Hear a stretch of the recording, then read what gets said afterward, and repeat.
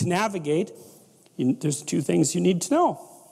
And the first is, where the hell are you? Exactly, precisely, right? Razor sharp. What's good about you and what's bad about you? By your own reckoning. You don't have to, you can ask other people, but this is a game you play yourself. It's like, as far as I'm concerned, I'm taking stock. What is it that's okay about me and what needs some work? And you got to watch to not be too self-critical when you're doing that too, because that can just be another kind of flaw. And then the next is, okay, well, where are you going? What's your destination? Well, and that's what the frame is. Now, you could do that in a very sophisticated way. And you do that by thinking consciously about who it is that you are in an articulated manner and where you want to go and why and how you're going to get there. And people hardly ever do that. That's come as such an absolute shock to me as an educator. Because one of the other programs, I use this in my classes. One of the other programs in this suite of programs is called the Future Authoring Program. And I started developing it in my Maps of Meaning class, which is where some of this material is from. And I got students to write about their past. It's like, okay, we're talking about stories, so let's tell your story. Who are you? How did you get here? And what are you now? That usually helps people put things to rest, although it's quite stressful while you're doing it. Stress goes up when you're doing it, and maybe you feel miserable for a couple of weeks, and then stress goes down and it stays down. So that's also why people don't do it, because who the hell wants to have their stress go up? But if it's temporary, it's a sacrifice. So then the next issue is, well, where are you going? And one of the things that, and this I cannot understand.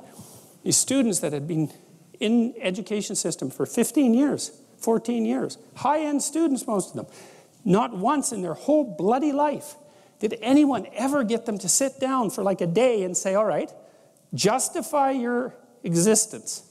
Like, well, seriously, it's like here you are in university, you're taking a bunch of courses, you've got some sort of vague career plan. It's like, defend the damn thing a bit, since you're going to go live it and everything. You're staking everything on it. It's like, what's your damn plan? And why are you so convinced that it's not the plan of a babbling fool? Because if you haven't thought about it, then it is.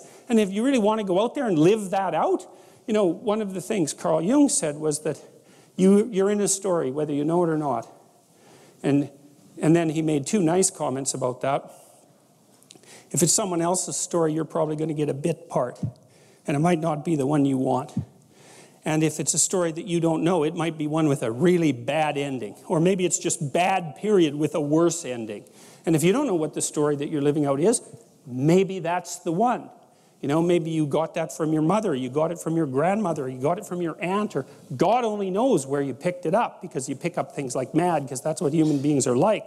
So maybe you're living a malevolent tragedy unconsciously.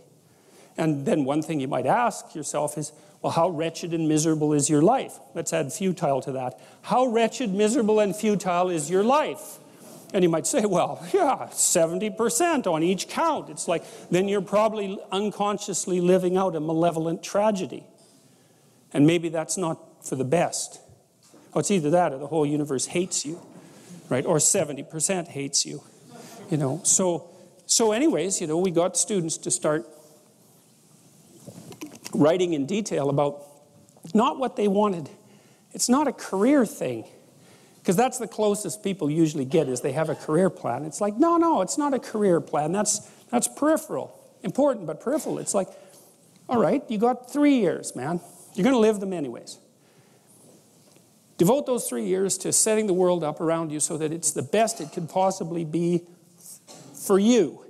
As if you were taking care of yourself, as if you cared for yourself.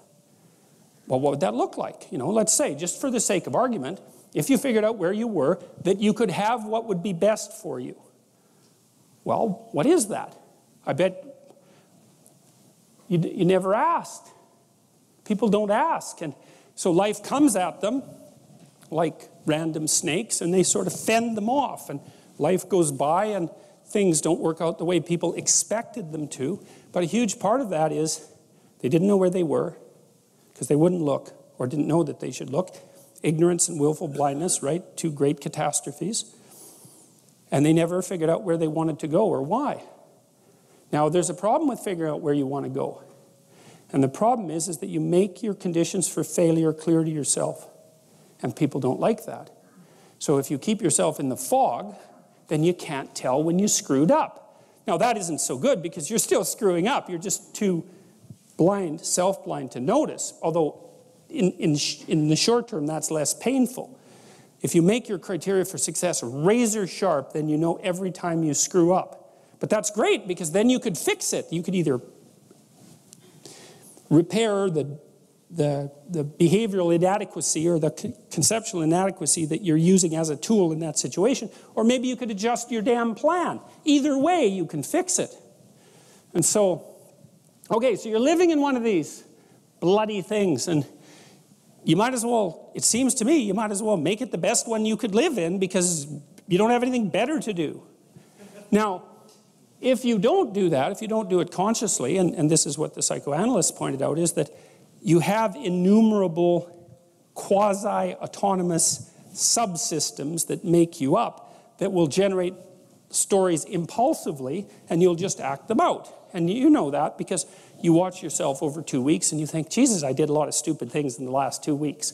And you think, why? And it's because you're a collection of somewhat random quasi-autonomous personality units, and lacking a leader, they're just going to fire off whenever they want, you know. First you're hungry, then you're thirsty, then you want to go to bed with your wife, you know. Then you want to sleep in, then you want to tell your boss off, then you want to curse at the guy that cuts you off in traffic. It's like, you're kind of like a 2-year-old, you know, just it's one emotional frame after another vying for dominance. There's no overarching hierarchy, and there's no king at the top.